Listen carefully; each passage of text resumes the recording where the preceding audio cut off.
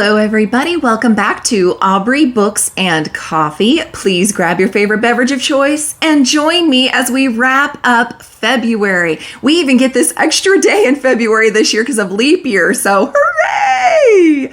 It was a fabulous month. Now, the weather was really kind of all over the place, at least here in the Midwest.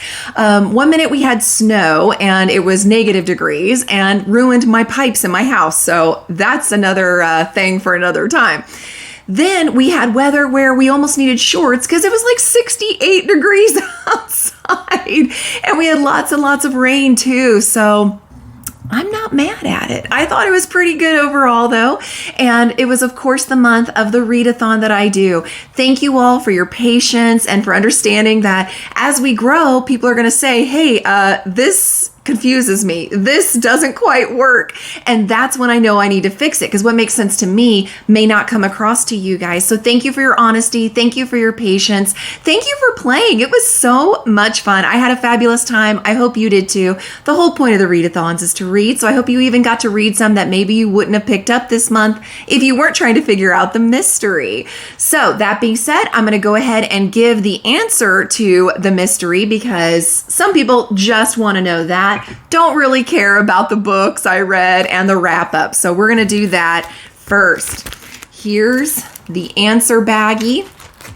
And next year, everything will be automated, which will be nice. You just submit your book title and click the button of what prompt it fills, and you'll automatically be given clues. So it should make it a lot easier. There will also be a submission form. You can still message me directly. I love chatting with you all, but this way it can be on your own timetable and it'll be a lot better. And the intro video to the readathon will make more sense too. So stay tuned for next February. It will be only better from here. So we found out that Lord Voldemort, oh no, killed Katniss Everdeen. No! By using magic in the Blood Forest. Oh no. So that's the answer to our clue mystery that we had for the month. The only thing I can think of is Katniss does go in the woods sometimes for peace and quiet and hunting. Obviously ran across a really, really bad villain. And, you know, I guess it's aptly named the Blood Forest because blood was shed. So congratulations to everybody that played. As long as you submitted a book at some point during this month before right now watching this, you are eligible to get that bookmark. And I will be physically sending to everybody who wanted it physically. If you wanted it digitally, that will probably get to you first because the mail is a little bit slower. So I hope you enjoy it. Also, because so few people actually successfully did the whole mystery, I might come up with something a little extra for them. And that might be something moving forward we do too, just for fun, something small. So anyway, that's all I have to say about the clues and the fun readathon we had. So thank you for participating. Hope you join us next year. Now let's go ahead and get into the month itself. It was a really good reading month. I really had a wonderful time. I loved reading so many authors of color, characters of color. It was just fabulous and eye-opening. And I mean, I loved it. It was so, so good. I found so many new ones. All told, I ended up doing, of course, mostly fantasy and YA as my genres. I ended up reading 30 books. Woo! Most were, of course, in audiobook format, but a few were ebook and physical. I did not DNF any of them. All right. Had a total of 1 star, 2 stars, 19 3 stars. I had 5 4 stars and 3 5 stars. I am excited to share that with you all. Like I said, it was fun and fabulous. So starting off, I finished Forged by Blood. Now, this one I gave a 3-star to. It was a gorgeous edition, so that's now available in the drawing. Don't forget, we'll be doing our next drawing on March 6th, so stay tuned for that. But it was a really good story. It had Nigerian mythology in it, which was really cool to learn about and see. It was very compelling. It had a lot of family dynamics in it, which was really good and I loved. There was even like a love triangle going on and some magic abilities that were explored. It had children of gods and just like trying to overthrow systems. And it was good. It was a decent read. I am definitely going to continue this. I believe it's a duology. So when the next one comes out, I will pick it up. It just had moments that were really kind of lost in the weeds for me. I didn't need quite that much detail. So for me, that's why I got the 3-star. That's the only reason it got that 3-star. So this could absolutely be a 4 or 5-star for you. Highly recommend you pick it up. Then I finished The Black Kids. This I gave a 3-star to. This was set during the Rodney King riots. If you guys learn about that in history, not to date myself, I'm not even going to say I watched it on TV. But basically, yeah, it was a very tumultuous time. And I loved how well the author, Christina Reed, did in describing it from the viewpoint of this main character who just graduated high school, wants to go to college, like the best of the life to come kind of thing is on the horizon. And then all of this happens. It was great to see her reaction with her friends. It was great to see her with her neighborhood. She didn't quite feel like she fit in anywhere with her, friends, because they would drop things that they would say, oh, it's not racist because we're friends. You know what I mean? I'm sorry, but that still hurts. Okay? It's still wrong. If somebody hurts your feelings, they need to apologize for that and not make excuses for it, because it doesn't matter if me personally didn't mean to hurt you. The bottom line is you're my friend. I say anyway, you're my friend, and I hurt you. You should apologize, not try to sweep it under the rug. So I loved how great the author was at pointing some of these things out, because they are sometimes done in ignorance. But she did it in a way that didn't make it feel very confrontational, and you really just are along the ride with this main character. So highly recommend this one. Then I finished Wings of Ebony. This I also gave a 3-star. Man, the main character Rue has so much on her shoulders. I mean, oh my gosh, I was exhausted. It's a YA novel, but I was so exhausted. I love the relationship between her and her sister. It's very, very sweet. She's always looking out for her. And then without knowing it, her younger sister's always trying to look out for her. It's really cute and really sweet. There was a lot of dragging along, though, a lot of repetitive things that she would have an internal monologue about that she just did in a previous chapter. Kind of made it feel like it was just slogging along for me in places, which is why I got the 3-star. There were sometimes a flashback that would happen. So you'd be in a current timeline, and then all of a sudden, without giving really good, in my opinion, really good transition, so you knew it was a flashback until you were like, oh, okay, this must be a flashback because it doesn't make sense in the current timeline. So that would take me out of the story sometimes too. There was also several items that felt like they were doing a flashback just to have filler, just to make the book a little longer. It didn't really add to the story at all for me. But overall, still good. It is going to be a duology, and is a duology, and I am planning on picking up the next one soon and finishing it. So it's good enough that I am happy to continue with it. Then I finished Blackout. This I gave a 4-star, not surprising. One of the many authors is Tiffany D. Jackson. Another one is Angie Thomas. And I love those books. The Hate You Give, The Weight of Blood. Like, these authors have done so many 5-star reads for me, and I'm not surprised that I loved it. Several authors I had not read before, which was really exciting and fun. But it all follows basically this massive blackout that happens in New York. And there's just like several little fun romance stories sprinkled in, and how they're all dealing with this massive blackout. It was really cute. There were some young adult kind of cringy moments, so prepare yourselves, but in the best of ways, and how we all were during that age. So again, I highly, highly recommend, and this gave me hope that maybe short stories I can handle if they're by authors that I love. Then I finished Raiders of the Lost Heart. This was the Valentine book pick for Once Upon a Book Club's Valentine's box. Full review in that video. Suffice to say, this is the 1-star, and honestly, honestly. I would have DNF'd it, except I was buddy reading it, and I really felt like I needed to finish it as a buddy read commitment. But you know what? My buddy agreed. It was horrible. And it's just one of those things where it's very, very cringy and not in a good way. And that's all I'm going to say about that. Then I finished You Should See Me in a Crown. This I gave a 3-star. It was so cute. I so enjoyed this story. It was sweet. It was fun. It gives YA vibes. You know, you're in high school and stuff. Oh my gosh, it was so cute. I loved her sense of humor. I loved how real she was about her family dynamics and what it was like to be in her school and kind of be closeted gay. And I just, oh my gosh, I so just loved her perspective. I love how she finally was able to grow throughout the story, and you see her character just bloom and develop, and oh my gosh, all the feels. It was so, so good. So if you enjoy any kind of a high school drama, you'll definitely like this and you should pick it up. Then I finished Yellowface. This was the book club pick for my book club. You guys are always welcome to join. All the details are always listed in my TBR videos every month. And we're on Discord as well as Instagram. So feel free to join in. I loved it. Obviously, 4-star. Loved this book. I thought it was so good. So well written. Only R.F. Kuang could have pulled off sounding like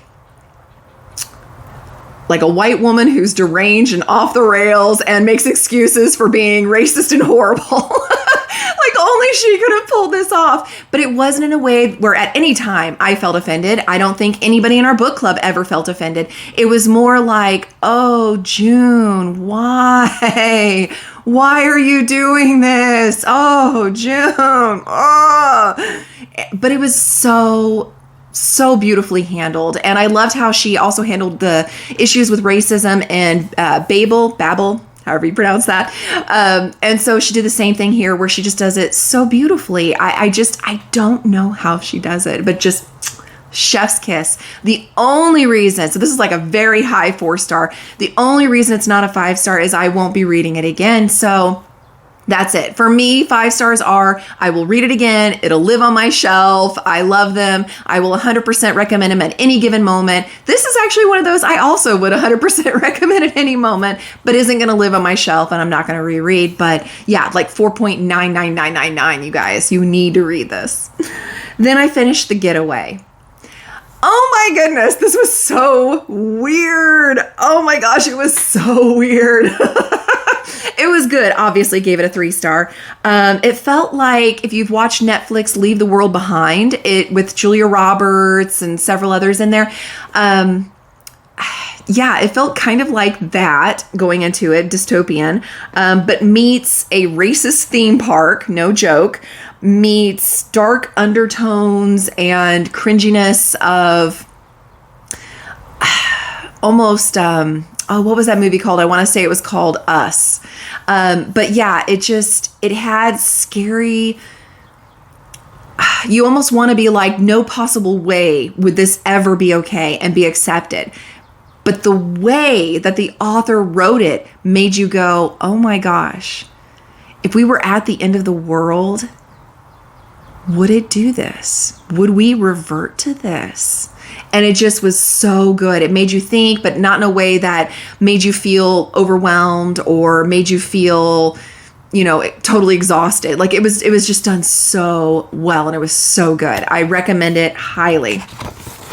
Sorry, I know I'm not giving it justice, but scary books are not my forte and I don't want to give anything away. So that's the best review you're going to get on that from me. Then I finished Powerless.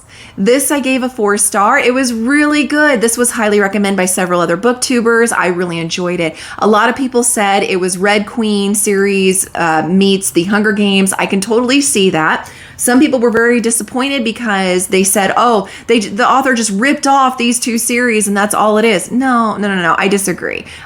First off, how does that poem go, or whoever said it, that there's nothing new under the sun, Horatio, like literally everything's been done. It's just tweaking it here or there and putting your own voice and your own spin to it.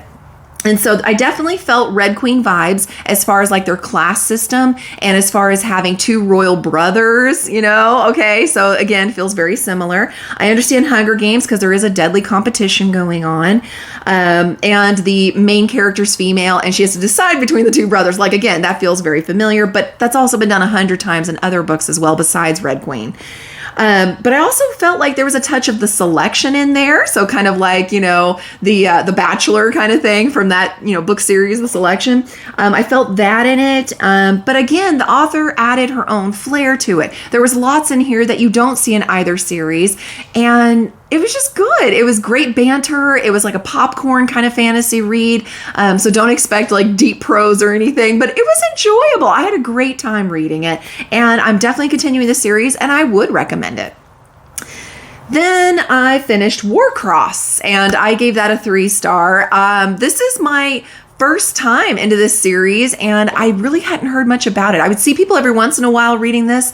It had the cover with like rainbow colors on the word Warcross, in case that title stands out at you as being more familiar. It reminded me a lot of Ready Player One, only I actually liked Ready Player One better. So that's why I ended up getting a 3-star. It did have an ending I didn't see coming and I'm definitely continuing the series, but again, there were just moments in it that I wanted something more. And as far as the love interest that's supposed to be happening in here, I didn't feel it. Like, I didn't really feel like they were that drawn together and interested. And so for me, it just got the 3-star. Then I finished Blades Day. This was the January Once Upon a Book Club book pick, so more details in that video. I gave it a 3-star and realized Westerns are not for me. But it is a gorgeous edition and up for grabs in our next drawing. Then I finished Her Radiant Curse. This I gave 5 stars. Oh, you guys, this is the prequel to the 6 Crimson Cranes duology. Mwah, chef's kiss. Now, it's not going to be as good as 6 Crimson Cranes. It's just not, in my opinion. But it was still completely worth keeping on my shelf and I will reread it at some point and I do highly recommend it. I loved getting to see her stepmother's, like how she came to be where she's at. I thought it was sweet. It tore my heart out several times and stomped all over it. Yeah. I don't really know what else to say other than to say the items and things that happen in 6 Crimson Cranes. Like, for instance, it's not a spoiler to know that there's like a bowl that is placed upon the girl's head and she can't speak and people don't recognize her because of this magical bowl. You actually get a backstory for that bowl. And there's a certain song that she sings whenever she cooks a meal. You get a whole backstory on that too. And it's just so sweet. And it just tied the whole series together for me. And I just loved it. And I loved my time with it. Then I finished What Have We Done? This I gave a 3-star. There's a lot of time jumping around. I didn't like that.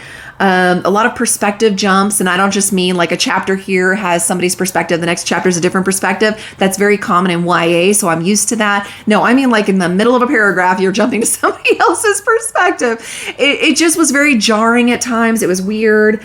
It had some really, really great moments, but then at the end, it was very okay. And it wasn't at all satisfying for me, so that's why I got the 3-star. Then I finished The Spare Room. This also was a thriller. This also got a 3-star from me. It had a friendship that turns into kind of a romantic situation. There was a bit of a twist on the end that just made me again go, why? You were ending it so well. Why did you keep going? Why did you want one more twist? This just, for me, it ruined the rest of the book for me. And so that's why I got a 3-star. It's not actually one I'm going to recommend just because there's a lot of extra spice in there that I didn't think was necessary and just wasn't my kind of a story. So for me, it was kind of a miss. Then I finished Soul of the Deep. This was the conclusion to that duology and of Skin of the Sea, and I gave it a 3-star. Very satisfying conclusion, which was nice. I still think I liked the first one better, but it was really, really good. I'm happy to see how things ended up, and even if some of the situations and plots didn't end the way I had hoped they would. Again, it felt very true to the story, true to the characters, and it was satisfying. And I'm glad I finished this series, and I highly recommend it to you all. Then I finished The Girl in the Mountain. This was a book club pick for Backlist Book Club. Mark Lawrence is hit or miss for me, and I loved that we got to see more of Yaz. I really enjoyed that, and Thurin, he's also a favorite. I was kind of on the edge of my seat several times, which was kind of exciting. Brokenhearted in the middle of this.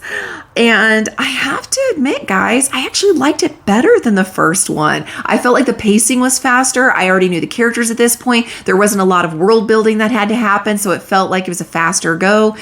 And I did. I really, really liked it. So now I'm dying for the third one because I really want to know how this series wraps up. But I do actually really recommend this series. Just know the first one's slower than what you're going to get in the second one. Then I finished The Ex-Hex. I gave this a 3-star. You guys are going to be mad at me. There are so many people that absolutely just love this book.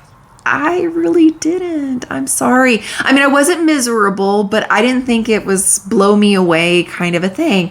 It's a witchy romance vibe, which is really kind of fun. I loved all the snark. I loved her sarcasm. I loved their bickering back and forth.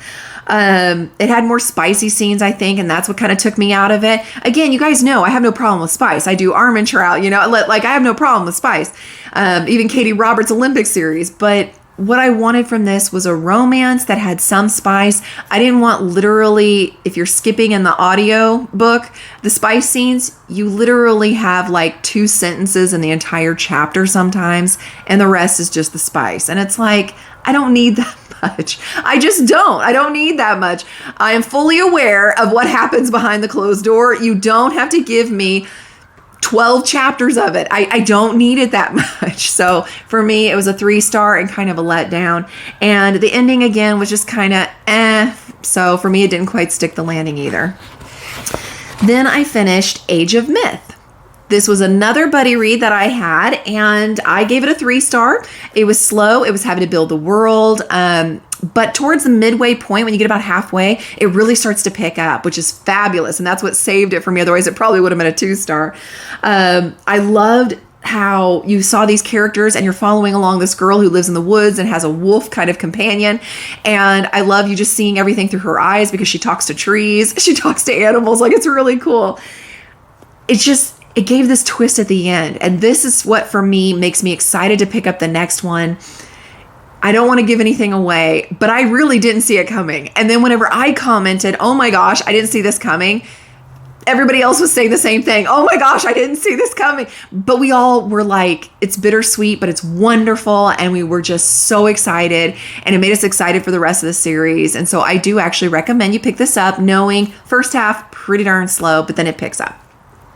Then I finished Hideaway by Dean Koontz. I will not be fooled again by the Trivial Pursuit Bookish Edition game. I have to admit, not my favorite Dean Koontz. I obviously gave it a 3-star. It was a solid read, but it reminded me a lot of The Dead Zone, actually.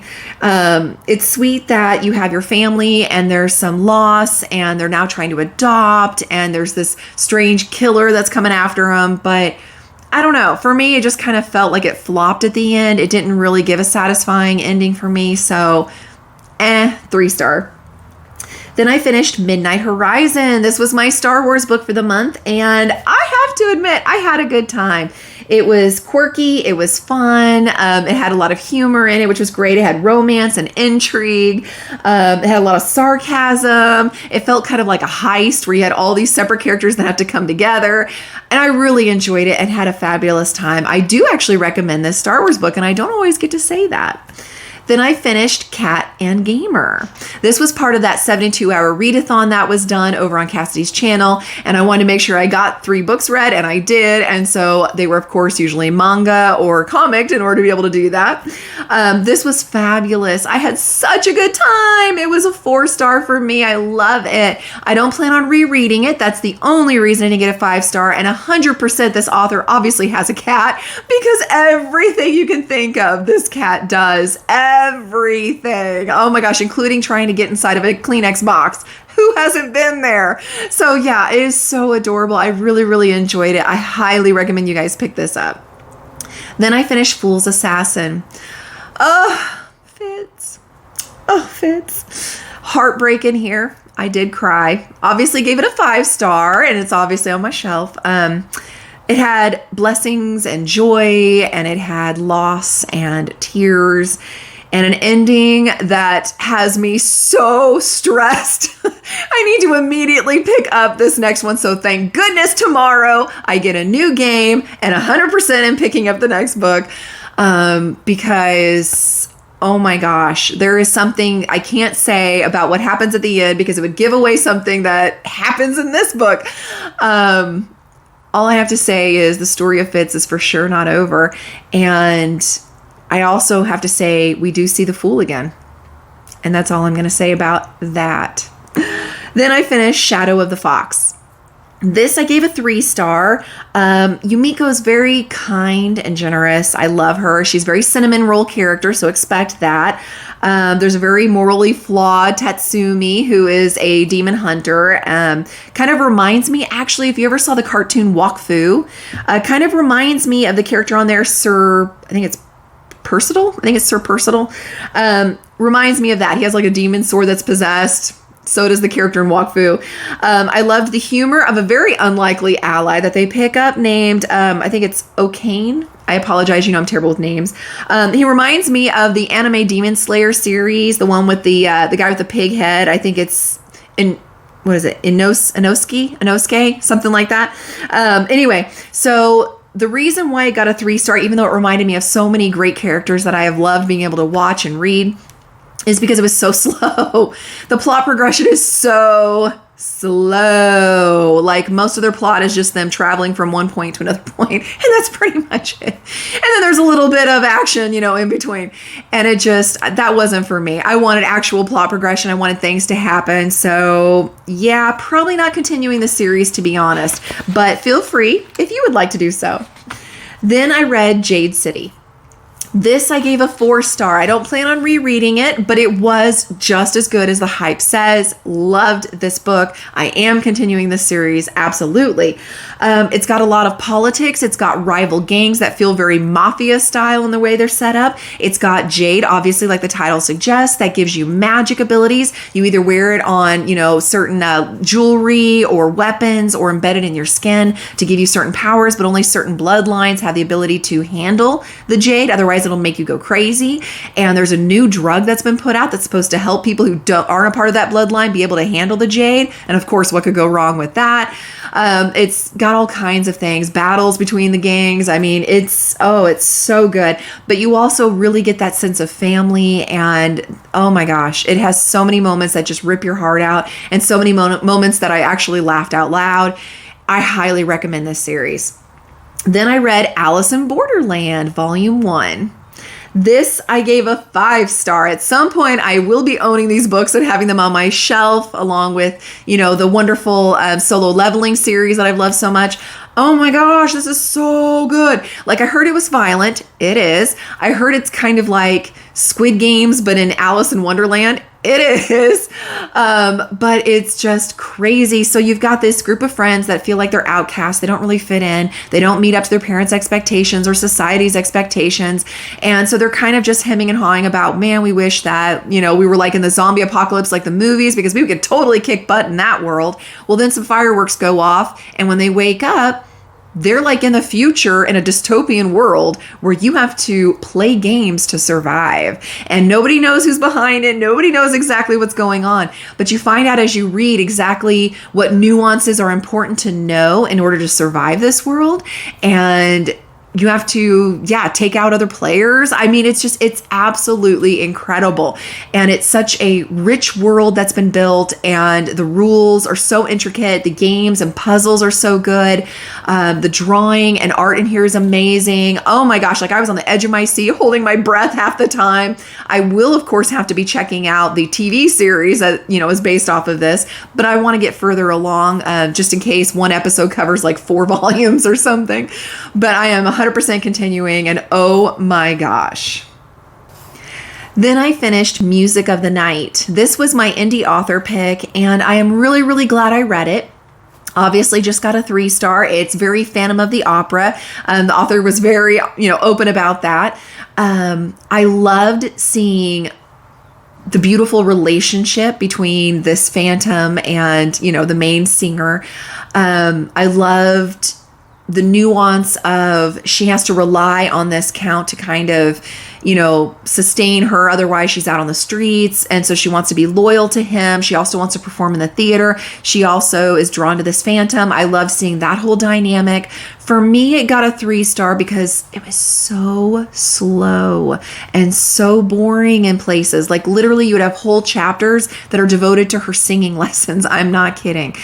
And it was very repetitive where it was, I need to be over here and do what the count wants. Oh, but now I'm going to go over here where the phantom is and I'm going to have singing lessons with him. And oh, I'm going to go over here and do this, but I'm going to go back over here and do singing lessons. And it was just that again and again and again without much changing. And it just was very repetitive and kind of boring for me. I would have given it a lower star rating, except this is an indie author. So much like mine, we don't have somebody who, has thousands and thousands and millions of dollars in their publishing company to say, hey, here's professional editors that know what people are looking for when they're looking for this type of book. You need to pick up the pace here. You need to change out chapters here. You need to do more here. And so because of that, if we're paying out of pocket for an editor, typically it's somewhere in the neighborhood of almost $2,000 to do that. And even then, the editor's just looking for like grammatical things, trying to help you make the voice coherent. So you're not one time in first person, another time in third person. Make sure you're using the right name every time, that kind of a thing. So to get someone that does also what a publishing house would do, you're probably looking at $5,000. So because of that, anytime it's an indie author, I'm going to go softer on my rating scale because they did it all themselves. Their blood, sweat, and tears, their own editing, their own putting it out there on Amazon and getting it published, and good for them for doing that. And it was a good story. I love the premise of it. It was just the execution that was a little too slow and repetitive for me, but you guys may absolutely love this. And I do recommend the story itself. Just go into it knowing what to expect. Then I read some NetGalleys. First, I started with The Flood. This I gave 3 stars.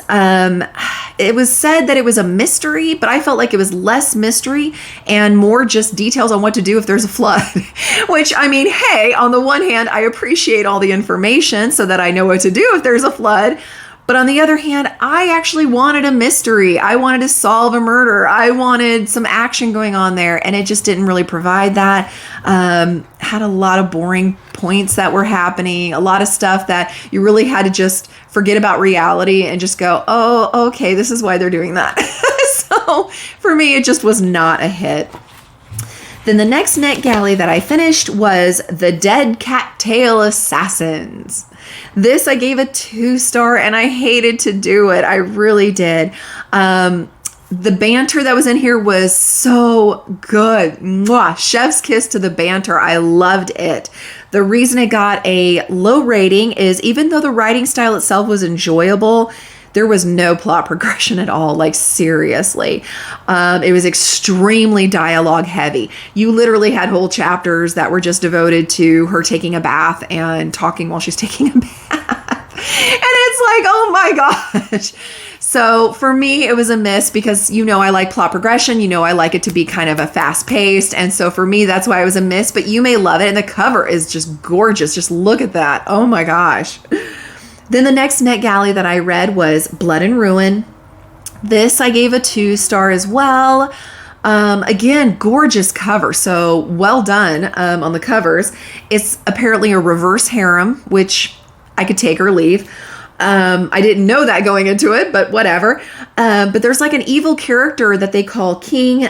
You really don't see him or his motivation for why he's evil other than they needed a bad guy.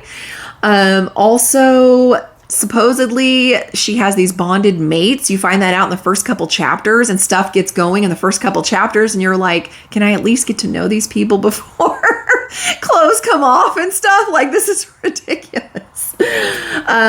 So yeah, and some of it felt kind of forced. I didn't really feel the connection. Even when it was supposed to be, reluctance on one part of them to the other, I just didn't feel it. I really didn't feel it. So for me, it was just a complete miss. I didn't have a good time at all. I actually liked the Dead Cattail Assassins better. So then the next one I did was The Intern. Now this I gave a 3-star. I did actually enjoy this. I thought it was good. It was a nice mix of a thriller, also struggling to help their family.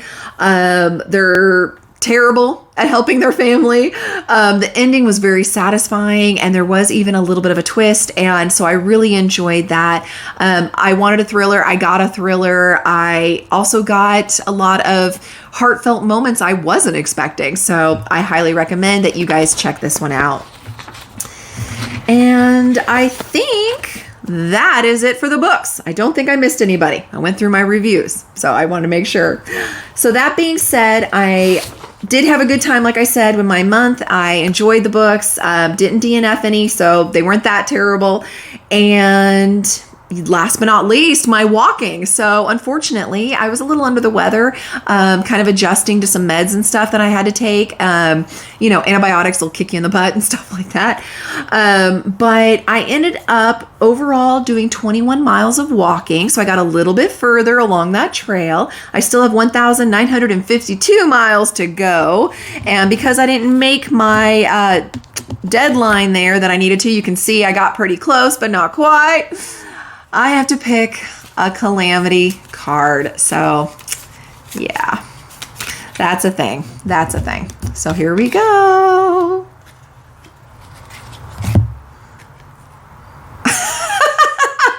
I had bad water. So the rest of the month of March, I now have to drink a minimum of 80 ounces of water. Oh my gosh. That's a lot of water, you guys. All right. Well, thank you guys so much for being here. Thank you for participating in the readathon. I just had such a good time, everybody. And next year will be even better. Please like, subscribe, send your friends, and I will see you tomorrow with a new game and a new TBR.